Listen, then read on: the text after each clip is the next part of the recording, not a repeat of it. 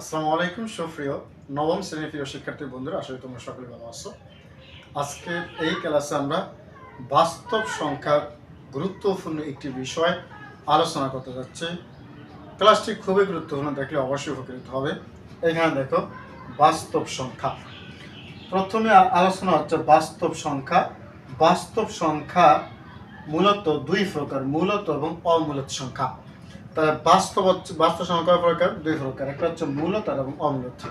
এখন যেহেতু বাস্তব সংখ্যা দুই প্রকার, মূলত সংখ্যা এবং অমূলত সংখ্যা, তাই আমরা এই দুই প্রকারের মাধ্যমে বাস্তব সংখ্যার সংজ্ঞাও লিখতে পারি। যেমন বাস্তব সংখ্যা কাকে বলে বা বাস্তব সংখ্যা কি, তাহলে আমরা বলতে পারবো সকল মূলত ও অমূলত সংখ্যাকে বাস্তব সংখ্যা বলে। কি বললাম? সকল মূলত এবং অমূলত সংখ্যাকে বাস্তব সংখ্যা বলে। আশা করি বুঝতে পেরেছি বাস্তব সংখ্যার প্রকারভেদ এবং বাস্তব সংখ্যা কাকে বলে। মূল হচ্ছে বাস্তব সংখ্যা। এই দুইটা থেকে আবার আমাদের সরিয়ে ছিটিয়ে অনেক চলে গিয়েছে। তো মূলত সংখ্যা আবার দুই প্রকার।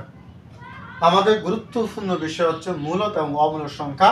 এর মধ্যে মূলত সংখ্যাটা হচ্ছে আবার দুই প্রকার। মূলত সংখ্যা হচ্ছে পূর্ণ সংখ্যা এবং পূর্ণবর্গ সংখ্যা, পূর্ণ সংখ্যা এবং ভগ্নাংশ সংখ্যা। তাহলে মূলত সংখ্যাটা কি?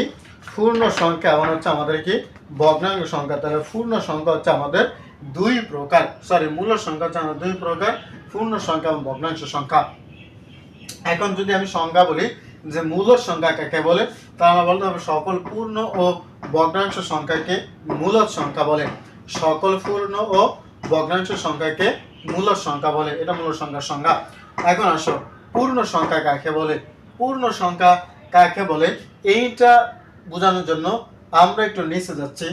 প্রত্যেকটা সংজ্ঞা এই তাদের প্রকারের মধ্যে লুকায়িত।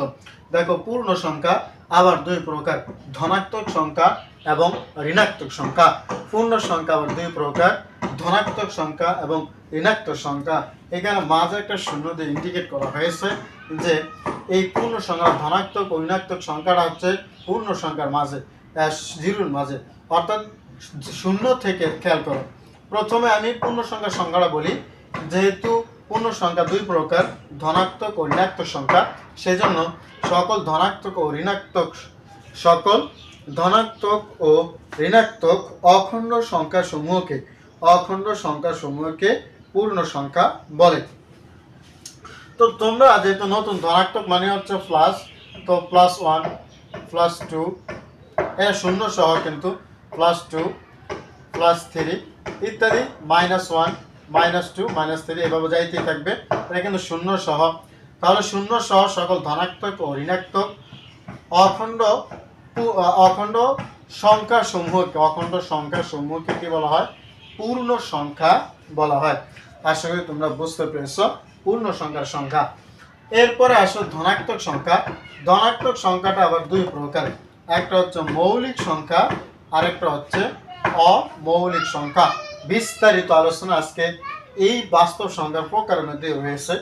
ভালো করে দেখো, ধনাত্মক সংখ্যা আবার দুই প্রকার, মৌলিক সংখ্যা এবং অমৌলিক সংখ্যা। তাহলে মৌলিক সংখ্যা এবং অমৌলিক সংখ্যা এগুলো সবসময় ধনাত্মক হয়, এগুলো ঋণাত্মক হয় না। তাহলে ধনাত্মক সংখ্যা কাকে বলে? শূন্য থেকে বড়। খেয়াল করো, মৌলিক সংখ্যা এবং অমৌলিক সংখ্যা এগুলো হচ্ছে শূন্য থেকে বড়। মৌলিক সংখ্যা শূন্য থেকে বড়, 1 থেকে 100 পর্যন্ত সবচেয়ে ছোট মৌলিক সংখ্যা হচ্ছে 2। তাহলে অমৌলিক সংখ্যা যেগুলো মৌলিক না অর্থাৎ যৌগিক সংখ্যা। এখানে আমরা মৌলিক সংখ্যা এবং অমৌলিকের জায়গায় আমরা লিখতে পারবো যৌগিক সংখ্যা। তাহলে ধনাত্মক সংখ্যা দুই প্রকার আমরা লিখতে পারবো, মৌলিক সংখ্যা আর যৌগিক সংখ্যা। অমৌলিক মানে মৌলিক না অর্থাৎ যৌগিক। তাহলে এখানে এই যৌগিক সংখ্যাটাও শূন্য থেকে বড়। যেহেতু এগুলো শূন্য থেকে বড়, তা আমরা বলতে পারবো শূন্য থেকে বড় সকল বাস্তব সংখ্যাকে ধনাত্মক সংখ্যা বলে। ঠিক একইভাবে শূন্য থেকে বড় সকল বাস্তব সংখ্যা, কিন্তু কারণ মৌলিক এবং অমৌলিক দোনোটাই আছে, মৌলিক যৌগিক মিলে দোনোটাই আছে। তাহলে সেগুলো কি হবে? ধনাত্মক সংখ্যা, প্লাসের সংখ্যা। সমস্ত প্লাসের সংখ্যাগুলো, শূন্য থেকে বড় সকল প্লাসের বাস্তব সংখ্যাগুলো ধনাত্মক সংখ্যা বলে। ঋণাত্মক সংখ্যাটাও একইভাবে, যে শূন্য থেকে বড় সকল বাস্তব সংখ্যাকে ঋণাত্মক সংখ্যা বলে। শূন্য থেকে বড় সকল বাস্তব ঋণাত্মক সংখ্যা যেটা হলো মাইনাসের, যেটা থেকে মাইনাসের, তাহলে শূন্য থেকে বড় যদি বলি তাহলে সেটা যে ধনাত্মক সংখ্যা, যেহেতু এরা ঋণাত্মক, এরা মাইনাসে, তাহলে -1 -2 -3, আর এগুলো শূন্য থেকে কি ছোট। আর মাইনাস কিন্তু শূন্যের হয় না, যেহেতু মাইনাসটা শূন্যরও হয় না এবং প্লাসও হয় না, তাহলে মাইনাস একটা নিরপেক্ষ সংখ্যা, মাইনাস একটা নিরপেক্ষ সংখ্যা। তো মাইনাস যেহেতু শূন্য, মাইনাসের জিরো যেহেতু মাইনাসের হয় না, সেজন্য ঋণাত্মক সংখ্যাটার সংজ্ঞা হচ্ছে শূন্য থেকে বড়। আবার এগুলো যেহেতু মাইনাসের, তাহলে এগুলো শূন্য থেকেও ছোট, শূন্য থেকেও ছোট। সেজন্য আমরা বলবো যে শূন্য অপেক্ষা ছোট সকল, শূন্য অপেক্ষা ছোট সকল বাস্তব সংখ্যাকে ঋণাত্মক সংখ্যা বলে।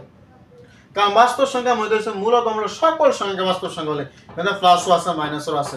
এই প্লাসের শূন্য অপেক্ষা বড়, প্লাসের সংখ্যাগুলো হচ্ছে ধনাত্মক সংখ্যা, আর শূন্য অপেক্ষা ছোট মাইনাসের যে সংখ্যাগুলো থাকবে সেগুলো হচ্ছে ঋণাত্মক সংখ্যা। আশা করি বুঝতে পেরেছ। এবার আসো আচ্ছা, পূর্ণ সংখ্যার আমরা পূর্ণ সংখ্যা সিরিয়ালটা শেষ করি, তারপর আমরা ভগ্নাংশ মধ্যে যাচ্ছি। এবার আসো ধনাত্মক সংখ্যা আবার দুই প্রকার, মৌলিক ও যৌগিক সংখ্যা বা অমৌলিক সংখ্যা। মৌলিক সংখ্যা হচ্ছে যে সকল সংখ্যাকে এক থেকে বড় যে সকল সংখ্যাকে এক এবং ওই সংখ্যা ছাড়া আর অন্য কোনো সংখ্যা দিয়ে ভাগ করা যায় না বা নিঃশেষে বিভাজ্য হয় না, সেই সংখ্যাগুলোকে মৌলিক সংখ্যা বলে। তোমরা এটি ক্লাস 6, 7, 8 শিখেছো। তাহলে মৌলিক সংখ্যা সবচেয়ে ছোট মৌলিক সংখ্যা হচ্ছে 2, এরপরে 3, এরপরে 5। এই সংখ্যাগুলোকে দেখো 1 দিয়ে ভাগ করা যায় এবং এই 5 দিয়ে ভাগ করা যায়, আর অন্য কোনো সংখ্যা দিয়ে সংখ্যাগুলোকে ভাগ করা যায় না, তাই এদেরকে বলা হয় মৌলিক সংখ্যা। ঠিক একইভাবে অমৌলিক সংখ্যা অর্থাৎ যৌগিক সংখ্যা, মৌলিক সংখ্যা ছাড়া যেগুলো আছে এগুলো হচ্ছে যৌগিক সংখ্যা, অর্থাৎ যেগুলোকে একাধিক সংখ্যা দিয়ে ভাগ করা যায় সেগুলোকে বলা হয় যৌগিক সংখ্যা। এক ছাড়া, এক মৌলিক সংখ্যা না, যৌগিক সংখ্যা না, এককে বলা হয় সকল সংখ্যার সাধারণ গুণনীয়ক। আশা করি বুঝতে পেরেছ। এবার আসো ভগ্নাংশ। ভগ্নাংশ আর দুই প্রকার, সাধারণ ভগ্নাংশ এবং দশমিক ভগ্নাংশ। যে সাধারণ ভগ্নাংশ এবং দশমিক ভগ্নাংশ এগুলো আমরা ক্লাস 4 এবং 5 কিছুটা করেছিলাম, তোমরাও করেছো।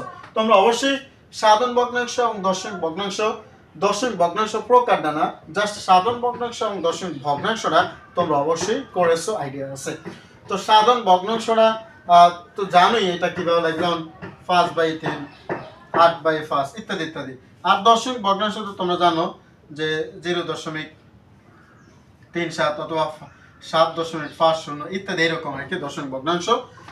তো এটা ভগ্নাংশ আকারে প্রকাশ করা যাবে, এটা কিন্তু ভগ্নাংশ আকারে প্রকাশ করা যাবে। যাই হোক, তাহলে আবার যে সাধারণ ভগ্নাংশটা আছে, সাধারণ যে ভগ্নাংশ, এই সাধারণ ভগ্নাংশটা আবার 3 প্রকার, প্রকৃত ভগ্নাংশ, অপ্রকৃত ভগ্নাংশ এবং মিশ্র ভগ্নাংশ।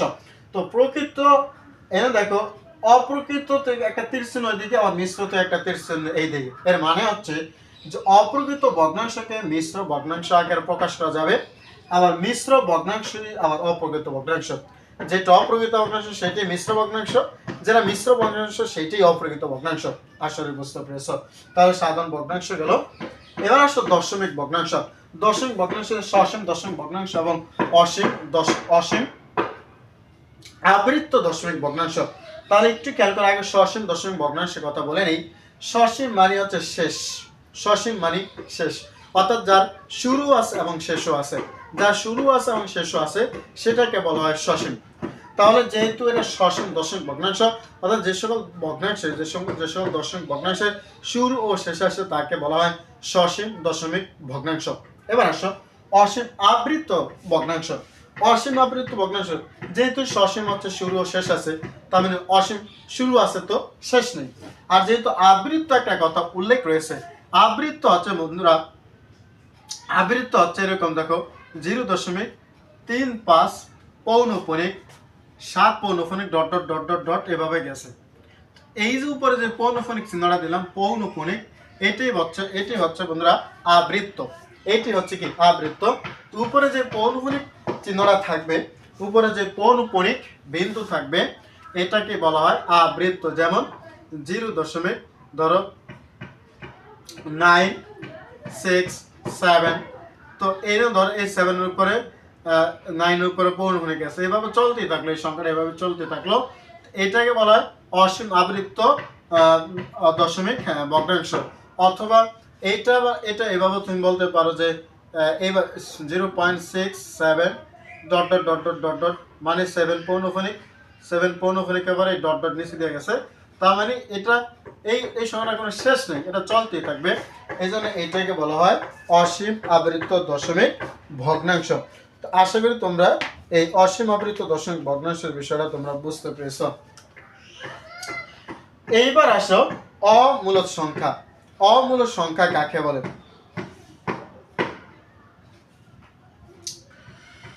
তো অমূলদ সংখ্যা আমরা অমূলদ সংখ্যা আগে যেহেতু এখানে আমরা বলছি মূলদ সংখ্যার সংজ্ঞার মধ্যে বলছি পূর্ণ সংখ্যা ও ভগ্নাংশকে, পূর্ণ সংখ্যা এবং ভগ্নাংশকে মূলদ সংখ্যা বলে। আবার আরেকবার যদি আমরা সংজ্ঞা দিই, আরেকভাবে যদি আমরা সংখ্যাটা সংজ্ঞায়িত করি এটা, তাহলে খেয়াল করো পি বাই কিউ